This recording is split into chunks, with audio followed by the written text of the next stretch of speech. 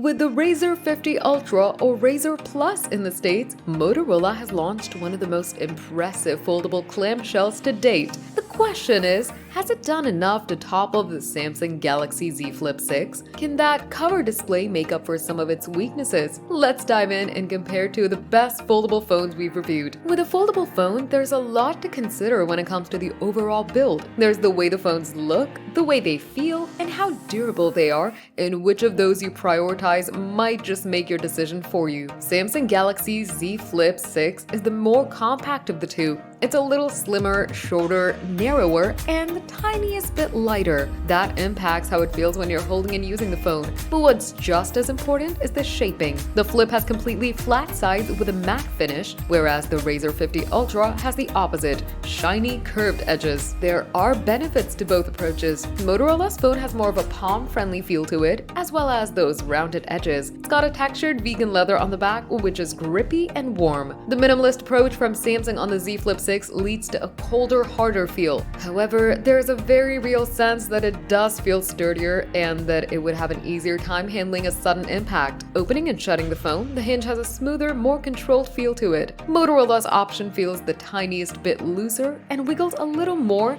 but in truth, there's not a huge amount in this. The hinge on the Z Flip 6 also has an easier time of holding at different angles, whereas the Razr tends to spring open or shut at angles where the Z Flip 6 can angle itself pretty steadily. Adding to its durability factor, the Flip's IP48 resistance means it's just as water resistant as the Motorola, but has better protection against physical objects getting inside the phone. The cover display is one area the Motorola Razr 50 Ultra really does outshine the Z Flip 6 thanks to the 4-inch display on the outside of the phone. It takes up far more space than Samsung's smaller alternative. That size makes a huge difference to how convenient it is for anything that isn't just swiping through weather reports, calendars, and stock widgets. Loading up Google Maps, for instance, you can check for the next turning without having to open the phone. You can see so much more, and the layers of the interface are far less cramped. Similarly, typing using the on-screen keyboard in WhatsApp or Messages is less of a cramped experience. It feels almost the same as typing on the primary display in terms of space, whereas your fingers trip over themselves a bit more on the Z Flip 6. Moving on to talk displays, it must be said that we were a tad underwhelmed by the Razr 50 Ultra compared to the Galaxy Z Flip 6. First, let's talk about reflections and brightness. Because of whatever film is on top of Motorola's display, it doesn't seem quite as effective at cutting out bright light and reflections as the Samsung.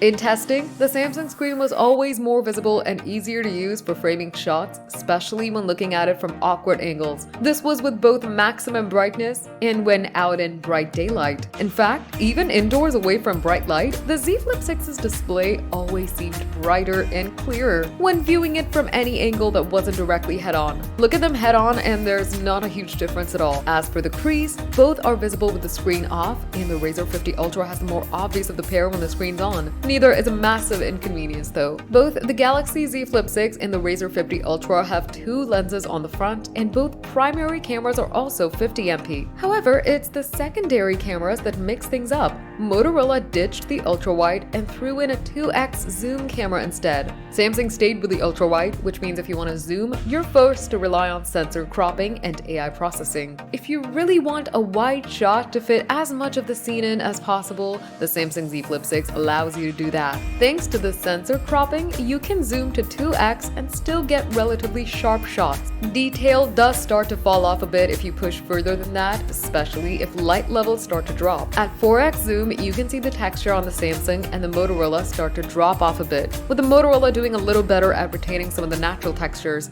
Zoom further than that on either, and the results don't inspire at all. After much testing, we found Samsung's images to be a bit crisper, with colors that more closely resemble reality. The Z Flip 6 also seemed to do better at focusing on objects that were closer to the lens. While the Razr 50 Ultra does tend to overcook warmer colors, Samsung's pictures often have a bit of a green tint and sometimes saturate grass on landscapes while also giving even overcast gray skies a blue hue. Samsung's Z Flip 6 has stronger video performance as well. The HDR in the video recording is better at controlling bright skies, both from the external and internal cameras. Motorola's software on the Razr 50 Ultra is cleaner with less bloatware, and it comes packing lots of useful features like gestures for launching the camera and torch, plus different standby modes for the cover display when it's sat on your desk. Samsung's One UI has a lot more bloat and has a very unique skin that's far from the clean version of Android. However, Samsung will get you updates for 7 years, while Motorola will only get you 3.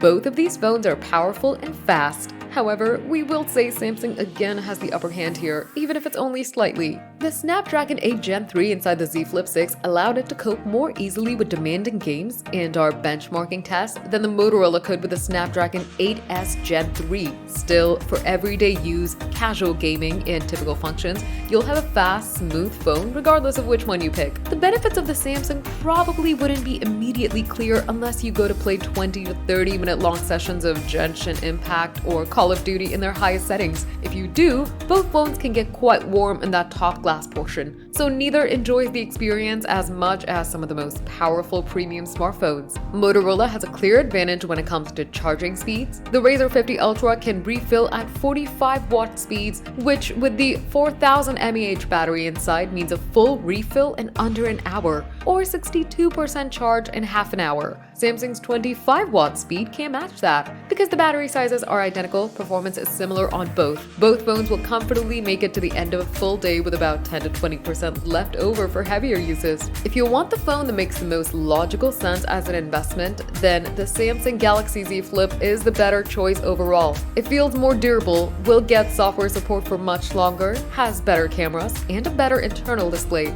It's also a slightly more powerful phone. However, the cover display on the Motorola is really convenient and a genuine joy to use. It feels much nicer thanks to that leather-like rear texture and the rounded edges. If you see yourself valuing those features most, then definitely go for the Razr 50 Ultra. The Razr 50 is also cheaper, comes with more storage as standard, and ships with a charger and a cable. If it had better camera performance and had a more long-lasting approach to build and software, it would be without question the best folding phone on the market.